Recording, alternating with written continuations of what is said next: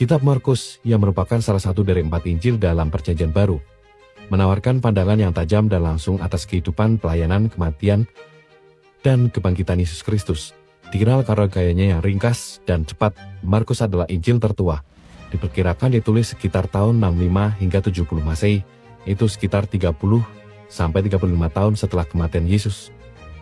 Markus adalah satu-satunya Injil yang secara eksplisit memulai dengan kata Injil. Ditulis dalam bahasa Yunani, manuskrip tertua yang kita miliki dari Injil Markus berasal dari sekitar awal abad ke-2 Masehi. Mengenai Markus, Markus atau Yohanes Markus dalam beberapa tradisi adalah murid dari Petrus, salah satu dari 12 rasul, dan dianggap mengambil banyak dari materi Injilnya dari kesaksian Petrus.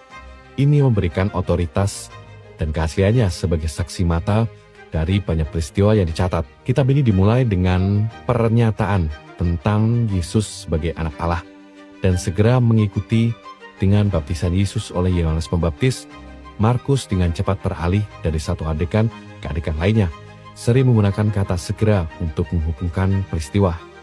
Fokus utama Injil Markus adalah pelayanan Yesus di Galilea, menggambarkan berbagai mujizat yang dilakukannya, seperti menyembuhkan orang sakit, mengusir setan, dan bahkan membangkitkan orang mati.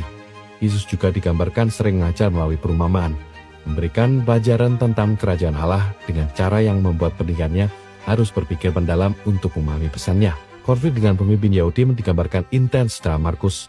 Yesus secara terbuka menantang interpretasi mereka tentang Taurat dan seringkali menemukan dirinya dalam konfrontasi verbal yang menunjukkan perbedaan antara pengajarannya dengan tradisi mereka. Perjalanan menuju Yerusalem merupakan bagian penting dari narasi. Dalam perjalanan ini, Yesus mulai mengajar murid-muridnya tentang penderitaan, kematian, dan kebangkitannya yang akan datang.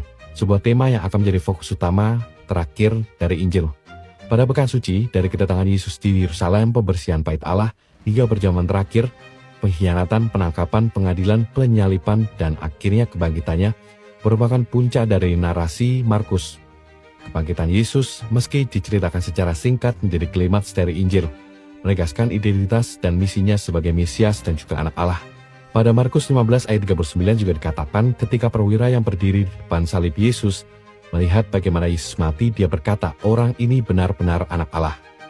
Kitab Markus menutup dengan perintah Yesus kepada murid-muridnya untuk pergi ke seluruh dunia dan menyebarkan kabar baik atau Injil, sebuah tugas yang mereka terima dengan rasa takut dan keajaiban setelah melihat kebangkitannya. Dengan narasi yang mendalam dan penuh aksi, Injil Markus tidak hanya menceritakan kehidupan Yesus, tapi juga mengajarkan dan mempersiapkan orang Kristen untuk menghadapi tantangan di dunia mereka.